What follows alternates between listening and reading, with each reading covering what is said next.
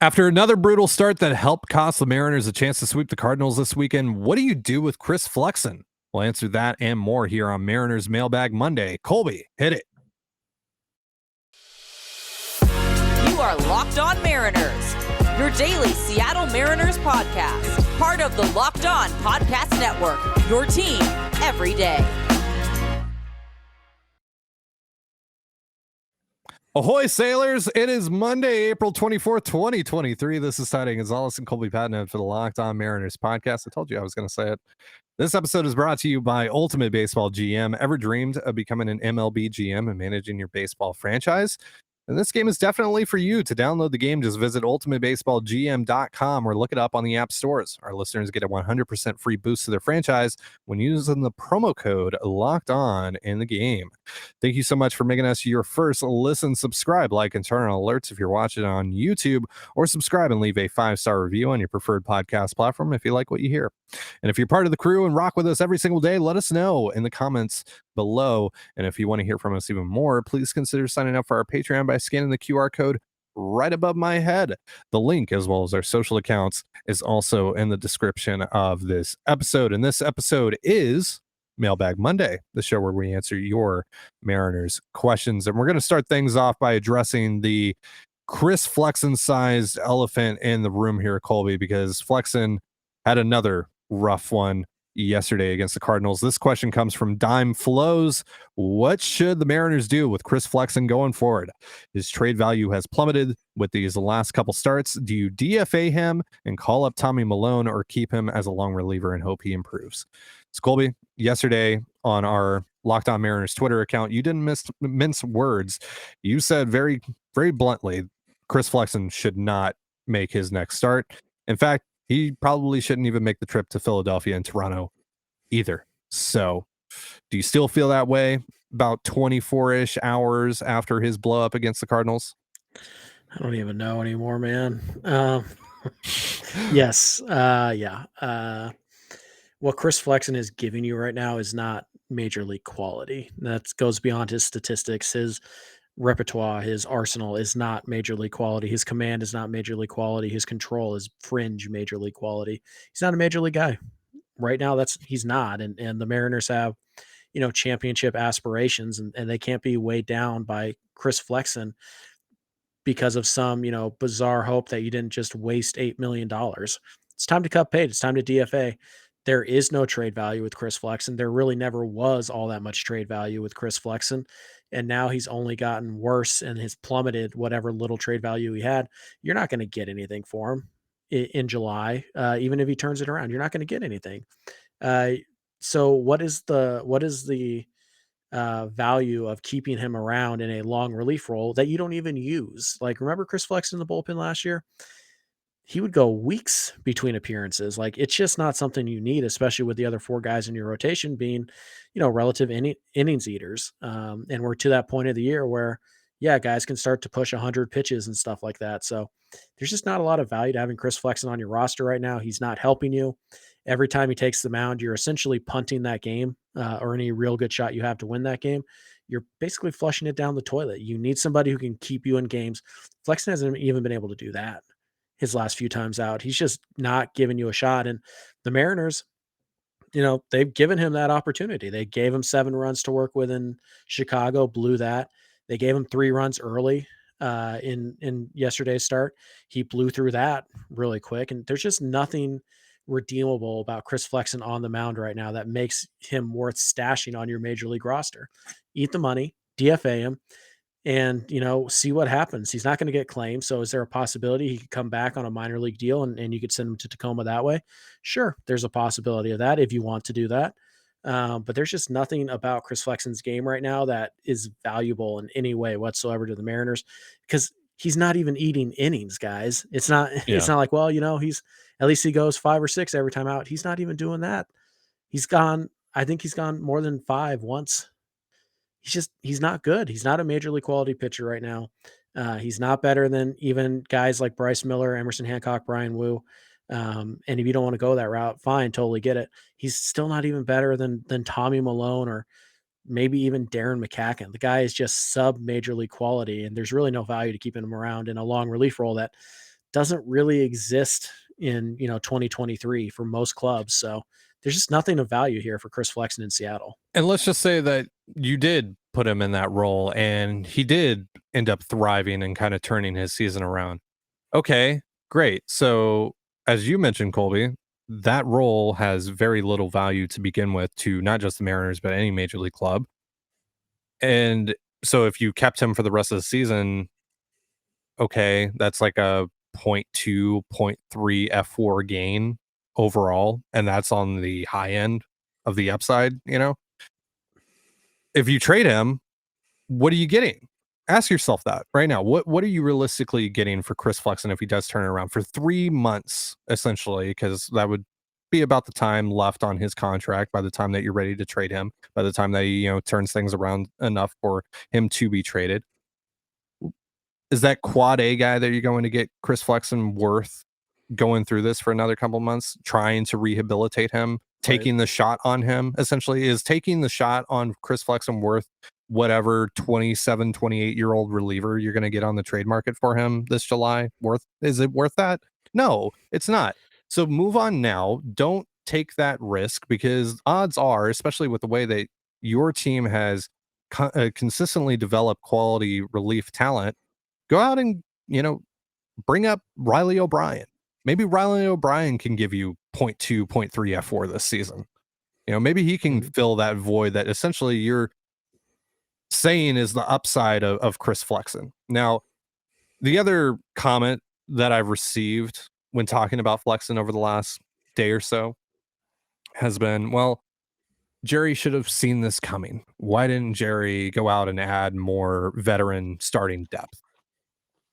That doesn't really exist outside the types of like Tommy Malone and Darren McCacken, the guys that you do have in house. Honestly, hindsight is 2020 now that we know, Flexen is just not good so far this season, at least. Maybe he's not dead for the whole 2023 campaign, but he's been really bad. He's been one of the worst starters in all of baseball. But that, again, is hindsight, right? Hindsight is 2020. Yeah, they should have known better. But at the time that you went into the season, Chris Flexen was your sixth starter. He's pitching out of your bullpen. And he's 2 years removed from being a 3-win pitcher. It really doesn't get better than that for your sixth starter, aside from prospect depth, aside from, top prospects that you have kind of waiting in the wings, which the Mariners have a little bit, and we'll get to that in a second.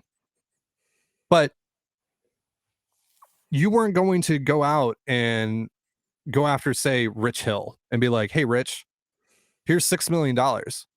Come be our 7th, 8th, 9th best starter, and likely get pushed further down the ladder once Brian Wu is ready and Emerson Hancock is ready and Bryce Miller, etc. We're going to do that if Rich Hill also is getting offers to be like the Pirates' number 3, number 4. He's going to take the guaranteed opportunity to start, right? Mm-hmm.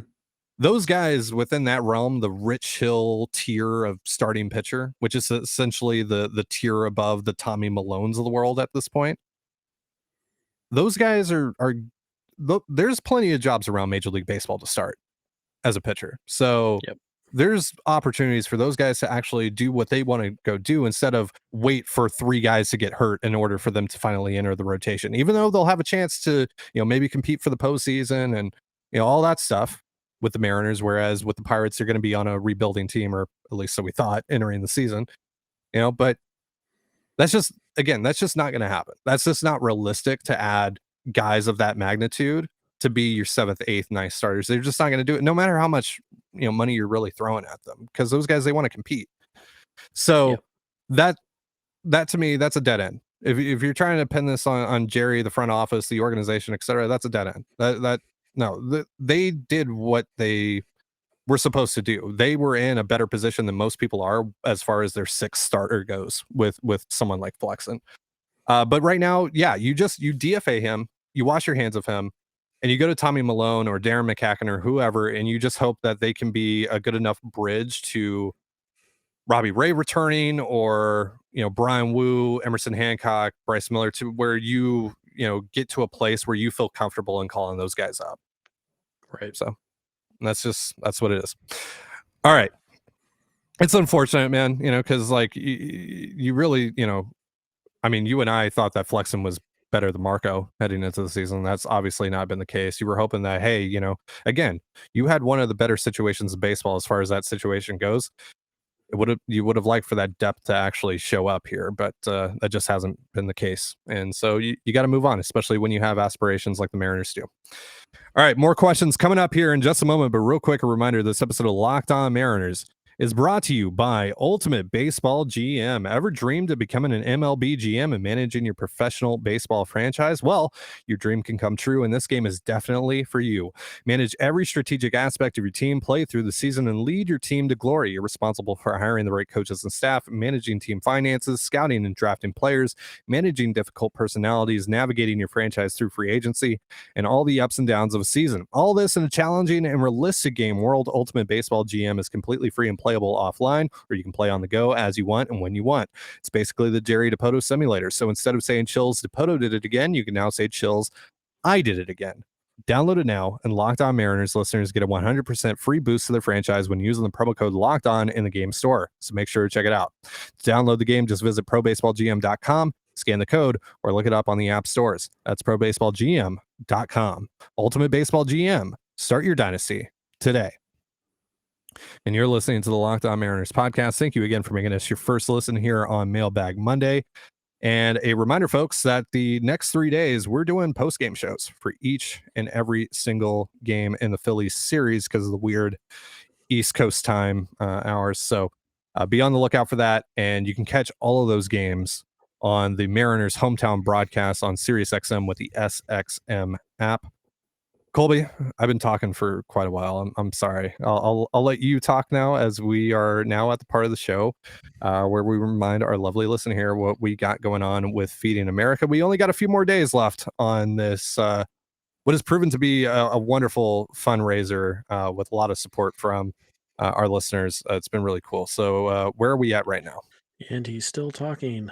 So yeah, so we have a week left, before the official end of our fundraiser. I don't think the fundraiser page ever actually goes away, but this will be the last week that we are actively seeking donations to Feeding America. 34 million people in this country suffer from food insecurity. 9 million of them are children. Feeding America is a great organization that can turn every dollar raised into 10 delicious, nutritious meals for those suffering from food insecurity. So if you guys want to donate directly to Feeding America, you can do so through our donation page by scanning the QR code that's on the screen right now, or by clicking the link in the description of either the video you're watching or the YouTube or the platform that you're listening from. So it's very easy. Go fill in your information, send the donation, and it'll be added to our grand total. We started with a goal of just $500. At last check, we were at about $6,500. So just simply incredible. Like I said, we like to finish strong here. See, maybe we could push past 7, 8. If we do get to 10, this guy over here is going to be getting some ink, some tattoo, which he'll obviously video, he'll record for you guys, and we'll throw it up on the YouTube channel for you to enjoy. So yeah, if you guys want to help out, please, consider donating. Also, Ty and I are donating 10 cents for every new subscriber that we get in this month. We're closing in on 7,000 total, which I believe would be about, I'd have to look. I can't remember what we started at exactly, but I think we're well past 500 new subscribers, which is 500 meals just from clicking the button. So like we said, it's been an incredible fundraiser so far. We thank you guys for all you've donated.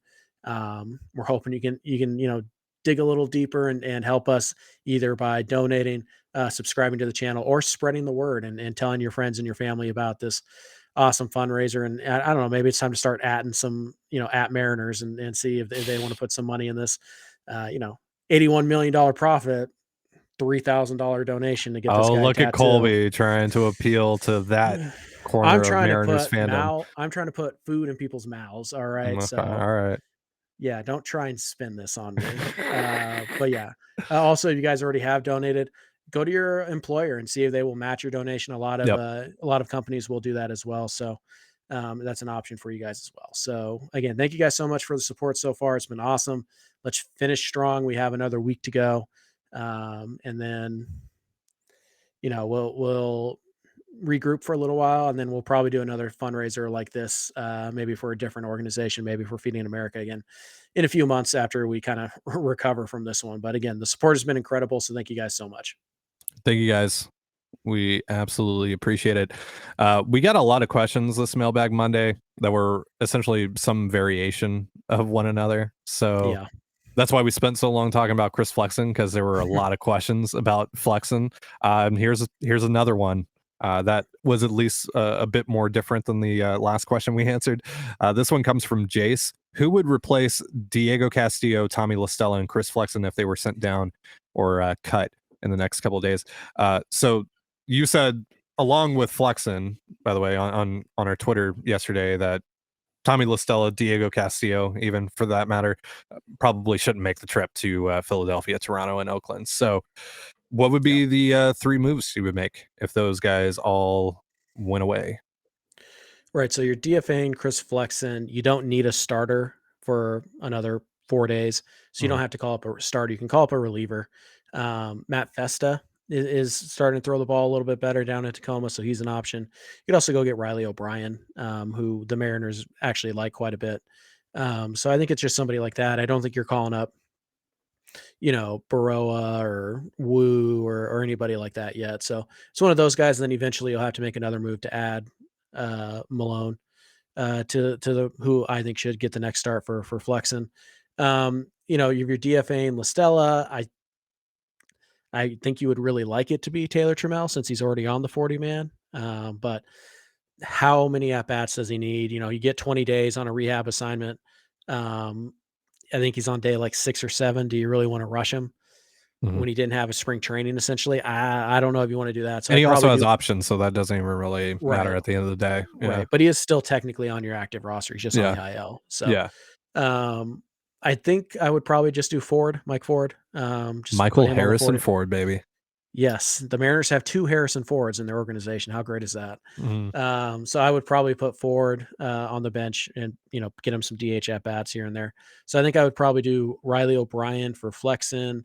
I'd probably do Ford for LaStella, and then I think I would do Castillo's interesting now because there's a little bit of gray area here, but you might actually be able to option him down without DFAing him because he does have 2 options left.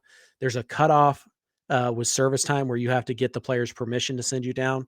And Castillo is close to it. I don't know if he's exceeded it or not. It's kind of a gray area. So you might actually be able to not DFA. You might actually be able to keep Castillo in the organization, let him work out his stuff in Tacoma. And if you can't do that, then I think you probably just make the swap with Festa, somebody who's already on the 40 man, because it's more of a short-term thing anyway. So I think for me, it would probably be something along the lines of O'Brien, Ford, and Festa. I think are probably the swaps I'd make, unless Taylor Trammell is healthy and you feel like he's ready after 6 games, which feels unlikely. Yeah. So O'Brien would be, in this instance, the long-term relief addition, rather, ideally. And then Festa is kind of the short-term interim guy until you have to call up Tommy Malone or Darren McCacken to make that start in Toronto. Right. You might do that anyways. So maybe O'Brien's not the right call. Maybe you just call it Malone because you can't send a guy down, after calling him up. There's a time limit thing there unless there's an injury. So yeah, maybe one of those moves is Malone. You don't need the extra guy in the bullpen right now, but if you wanted to, you don't have to call up a starter if you DFA Chris Flexen, at least not for a couple days. Gotcha. Well, I would make those moves as well. I think, look, I get that there probably isn't going to be many opportunities for Mike Ford to actually get to play, because it also seems like they're starting to do what I was hoping they would do and play AJ Pollock against righties. But I still don't care about that. I'd rather Mike Ford be on the roster. I don't really care about burning the call up with him. There's a pretty good chance he'll clear waivers. And even if he doesn't, oh well. But I think that, at least one of these games coming up, you're probably going to need someone to play in that Tommy LaStella spot, whether that's LaStella himself or Ford or whoever. And I just straight up, even if it's just for one game, I'd rather have Mike Ford play that game. Yep. And if that's all his contributions are this year, then so be it. All right. Next question here comes from Jace as well. Jace also wants to know, both of you were really high on Bryce Miller. You have mentioned some struggles. What is the outlook projection on him now? I mean, overall, long term, about the same. Nothing has really deterred me. Same as it was 3 weeks ago. Yeah. As far as 2023, I mean, there's a chance, but there was always a chance that he wasn't going to be a part of your rotation in 2023, even with how high we were on him. We acknowledged that there was a fairly high likelihood that if he was going to pitch in a Mariners uniform this year, it would be out of the bullpen. So that's still a possibility for him. It hasn't been a good start for him down in Double-A. I think he's running like an ERA of 9 or 7.5, something in that range, which whatever. ERA isn't everything. It's really about the quality of pitches that he's throwing and what his development looks like. But there's been a few not so great things to come out of Double-A so far for Miller, but it's still really early on in the season. He'll figure it out. So yeah. The off-speed stuff just isn't where it needs to be right now to get through a lineup multiple times. So fastball's still very good. He's still generating high whiffs on the fastball. It's still 97 to 100 with ride at the top of the zone. So what did we say 3 weeks ago? His floor is probably as a high leverage reliever. His ceiling is as a number 2. I think that still applies here. It's been what, 4 starts. There's just nothing we're gonna see that's gonna lower him significantly in at least in my ranks. I could say this: he's not number 2 anymore, but he's like number 3. So who really cares, Sure. So yeah, Miller's ceiling, his role is like, honestly, I haven't changed it much in my mind, despite the start. It's basically where it was at the start of the year. Yeah, I would just say that the likelihood of him maybe not pitching out of the rotation for the Mariners this year has gone up slightly. But that's about it. That's as much of a change as I think. Right. I guess I would also say that, like, if the Mariners needed a start and they needed to win and they had to call somebody up to start that game, I'd probably pick Brian Wu right now ahead of Miller. But long term, I still like Miller more than Wu. Sure. Yeah, I agree with that. All right. Got quite a few more questions coming up here in just a moment, but real quick, a reminder, this episode of Locked On Mariners is brought to you by Built Bar. If you're like me and you want to make healthier snack choices but don't want to compromise on taste, I've got just the thing for you. Built Bars and Built Puffs. Built Bars are healthy and taste amazing. Seriously, they taste so amazing you won't think they're good for you. You gotta try this. What makes Built Bars so good? Well, for starters, they are all covered in 100% real dark chocolate. That's right, real dark chocolate. And they come in unbelievable flavors like churro, peanut butter brownie, and cookies and cream.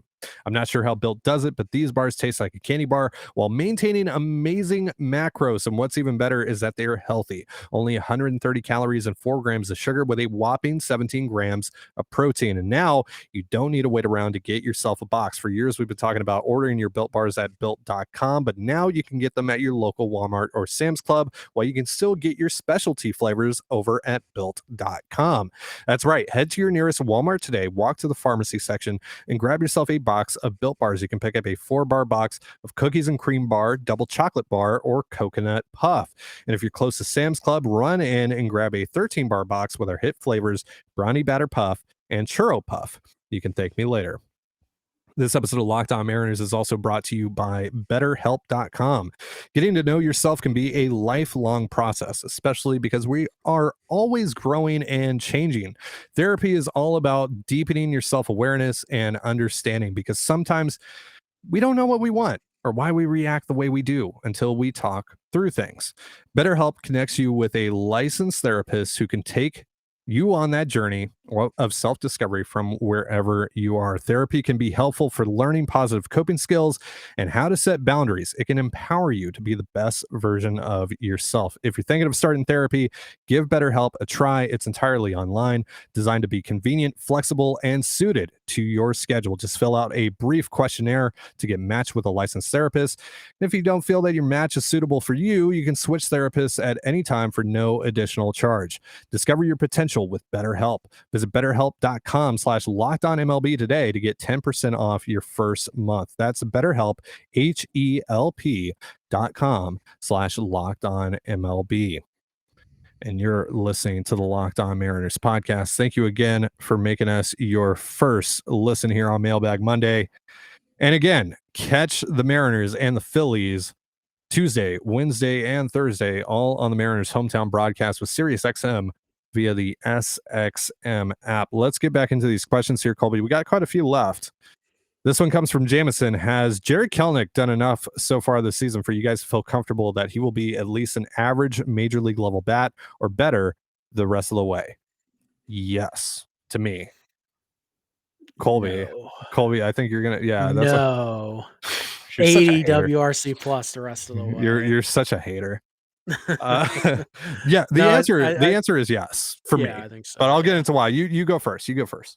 No, yeah, I think probably. I think the real like selling point right now is Kelenic's hit a lot of home runs and he hit a couple more in this last series, including a couple of impressive opposite field home runs and like it looks different. But to me, the cool part about this is even when Kelenic is struggling in this little stretch, he's found a way to get on base, or he's made a great play defensively, or he's hit the sacrifice fly, he's drawn a big walk. Like every single game, he's finding little ways to not be a disaster, right? And to not be just like Ty France had probably the worst 3-game stretch we've ever seen from Ty France. It was awful. Jared hasn't had that yet this year. Yeah. Jared has found a way in every single game he's played in to help in some way. And that tells me that he's in a really good headspace because, I mean, he's only had one offer where he hasn't gotten on base, but that is in and of itself is a good sign. He's not chasing. He's not expanding the zone. He'll have a bad at bat, and the next at bat he'll have a great at bat, or he'll have 2 or 3 bad at bats in a row, and then he'll go and hit an opposite field double. Like you're just like he looks so much more confident at the plate, and it's just hard to imagine right now that anything is going to sink that confidence to a level where he's not going to be league average. And I mean, remember, league average is like 240, 320, 400. Like. It's not that hard. If Jared is, a 95, 90 WRC plus guy the rest of the way, he's a league average bat at the end of the year. So yeah, it's to me, all the stuff between the fun stuff about Jared Kelenic is really selling the idea that, this guy's a legitimate major league bat. And at the very least, I think he's, a league average major leaguer. Yeah, one of my co-hosts over on Seattle Overload, the Seattle Seahawks podcast that I do with Matty F. Brown and Griffin Sturgeon Griff, he tweeted. Stop plugging. He tweeted. Shut up. He tweeted during the Friday game that Jared's just having these little like, as he called them, tasteful outings in between all these games where he's going like 2 for 4 with like a home run and a double, etc. It's been nice to see, right? It's nice to see him go 1 for 3 with like a little bloop single and a walk, right? That's good. That's good to see. Yeah. The thing for me is this little tasteful outing. Yeah. Nice job, Griff. Nice job. But I'll allow it. We've seen the league adjust to Jared a little bit. And we've seen him adjust a little bit back, and that's going to go on and on and on over the course of the season because he's going to do different things, and pitchers are going to do different things, and so on. And it's just it's a never-ending battle, right? But so far, so good, right? You're seeing everything that you would want to see out of Jared so far with the approach that he's taken against left-handed pitchers, with what he's doing to sliders down in the bottom inside third of the zone, fastballs on the bottom outside third of the zone. He's doing it all right now, and he's not. The most important thing too is he's not late on the fastball anymore.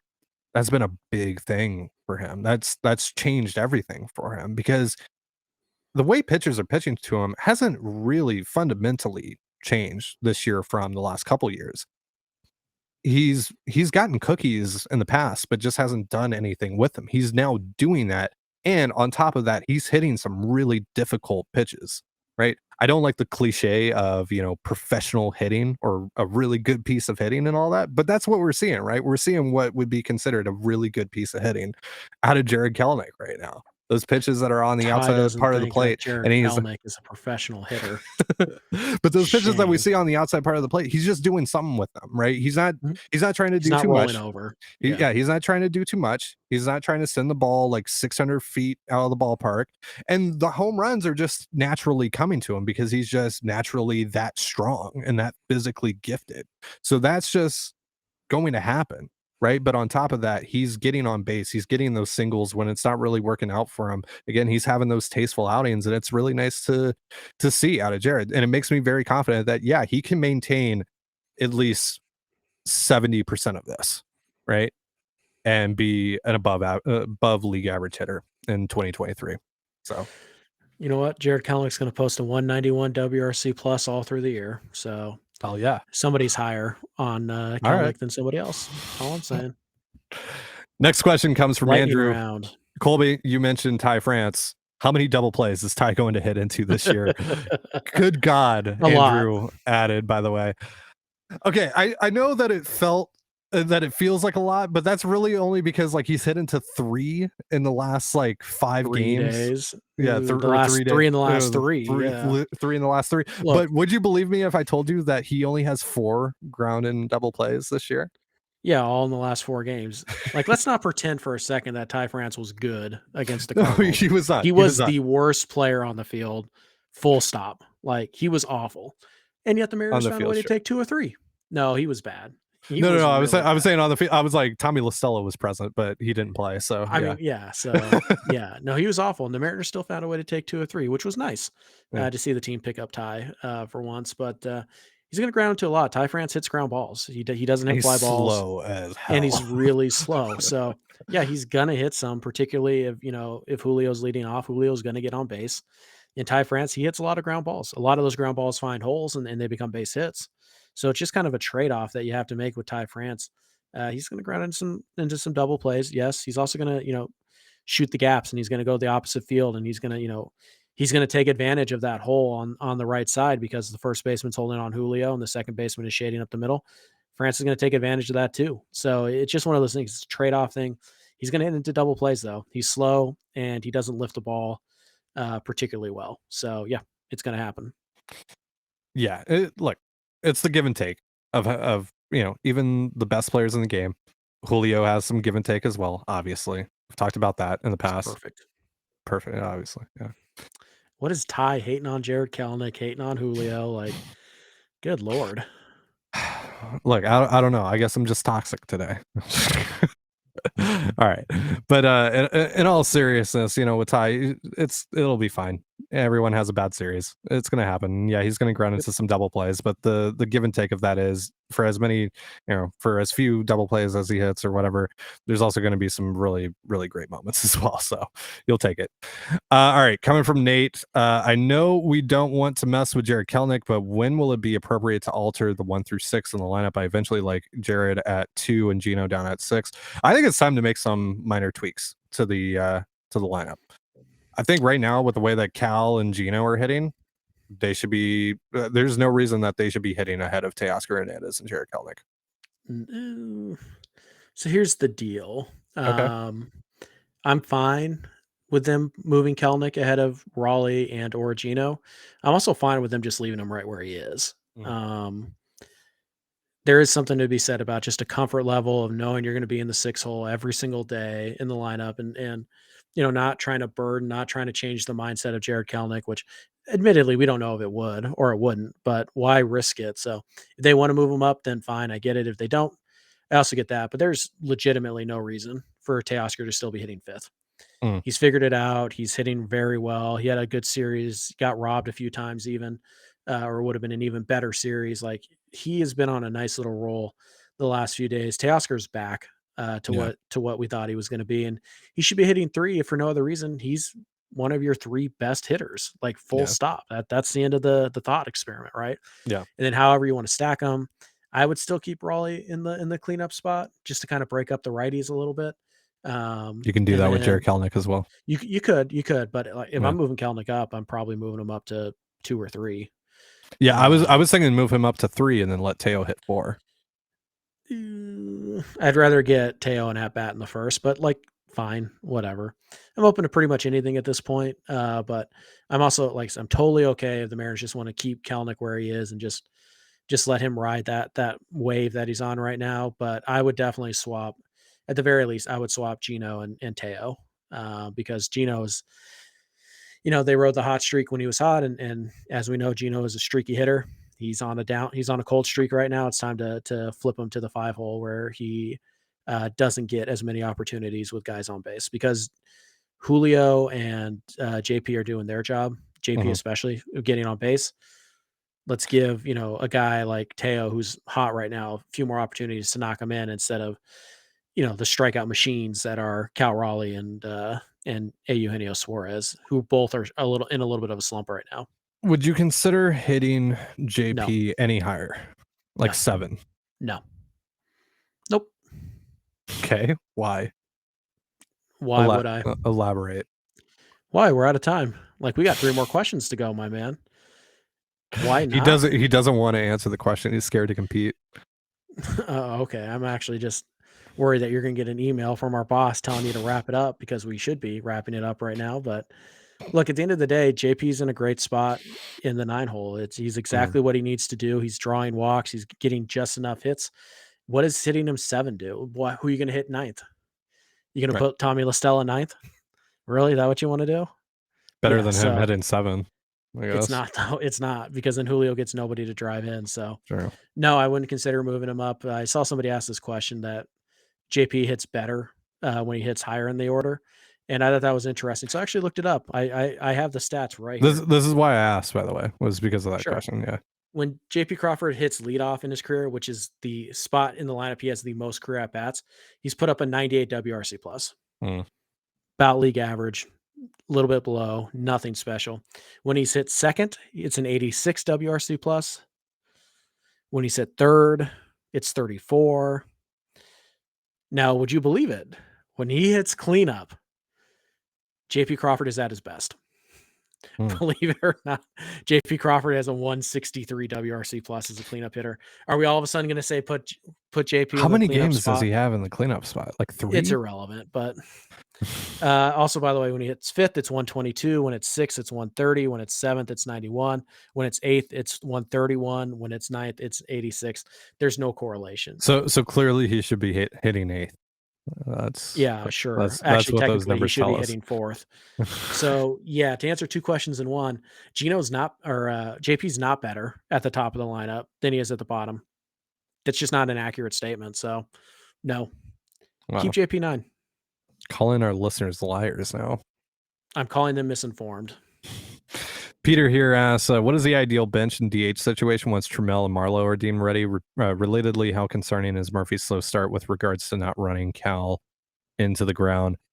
Cal obviously seems to be dealing with something with his thumb and his recovery from surgery. Ideal bench with Marlowe, or when Marlowe and Trammell are ready to go. Something like Murphy, Caballero / Haggerty, because really those guys are kind of redundant, and then Marlowe, Trammell, or I think you keep both Haggerty and Caballero. Yeah, both. And then I think you keep Marlowe down in AAA. Okay. Yeah. Because Marlowe hasn't done it in AAA for long enough for me to feel good like he's a definite major leaguer, and Taylor to me just has, and he also has a little bit of a track record that says, hey, he might be a major leaguer. So yeah, I'm going to keep, because I don't need, like, Haggerty is the 5th outfielder. I don't need a 5th outfielder.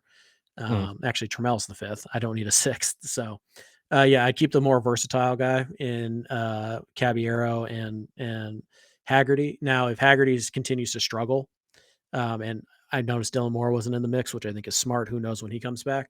If Haggerty continues to struggle, then you can make the case for Marlowe. But for now, I think, ideally by sometime next week, you're looking at, maybe when the Mariners get back home, you're looking at a bench of Murphy, Caballero, Haggerty, and Trammell, or Pollock.